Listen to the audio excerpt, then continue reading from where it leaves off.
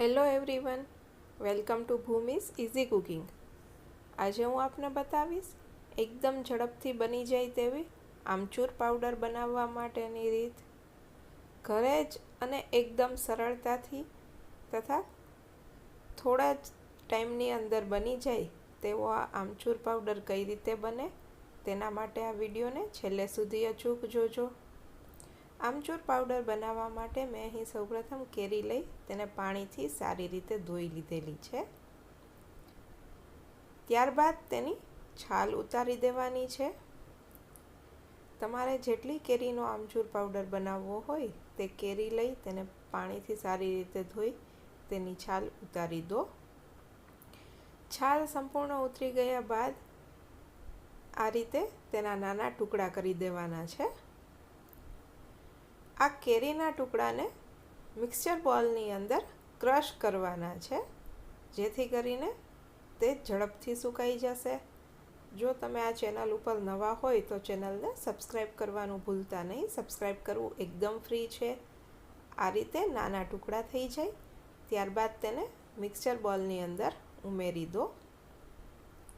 Mixer બોલની અંદર ઉમેર્યા બાદ તેને ક્રશ કરી દેવાના છે। ક્રશ કરવા માટે તેમાં પાણી કે કંઈ ઉમેરવાનું નથી, આ રીતે ક્રશ કરી દેવાના છે। તમે જોઈ શકો છો કે સારી રીતે ક્રશ થઈ ગયા છે। ક્રશ થઈ ગયા બાદ તેને આ રીતે પ્લાસ્ટિક લઈ તેના ઉપર તેલ લગાવી લો। તેલ લગાવીને તેની ઉપર જે આ ક્રશ થયેલી કેરીનો પલ્પ છે તે પાથરવાનો છે, જેથી કરીને તે એકદમ જ સરળતાથી ઉખડી જશે। મિક્સર બોલની અંદર જે પલ્પ કરેલો છે તેને આ રીતે પ્લાસ્ટિક પર પાથરી દો। બધો પલ્પ પથરાઈ જાય ત્યારબાદ ઉપર આ રીતે બીજું પ્લાસ્ટિક મૂકી તેને હળવા હાથથી પ્રેસ કરી દો, જેથી કરીને એકદમ પાતળું લેયર તૈયાર થઈ જાય।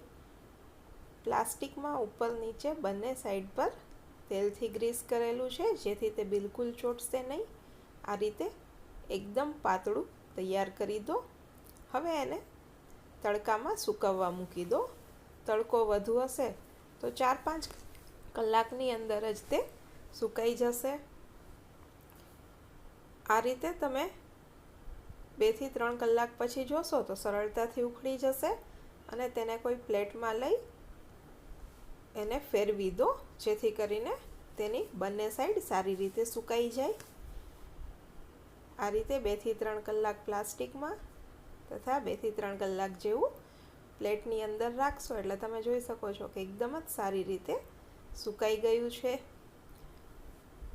તો વધારે તડકો હોય તો 5 થી 6 કલાકની અંદર તે સારી રીતે સુકાઈ જશે। હવે આ રીતે તેનો થોડો ભૂકો કરી દો। ત્યારબાદ તેને મિક્સર બોલની અંદર ઉમેરી સારી રીતે ક્રશ કરી દો। એકદમ સૂકો થઈ ગયો છે, તેથી તમે જોઈ શકો છો કે એકદમ પાવડર ફોર્મની અંદર આવી ગયો છે। તો તૈયાર છે આમચૂર પાવડર। આ આમચૂર પાવડરને તમે પ્લાસ્ટિક અથવા કાચની એરટાઇટ બરણીની અંદર આખું વર્ષ સ્ટોર કરી શકો છો।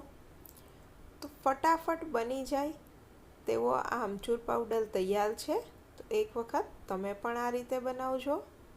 આ આમચૂર પાવડર તમને કેવો લાગે છે તે મને કમેન્ટ બોક્સમાં અચૂકથી જણાવજો।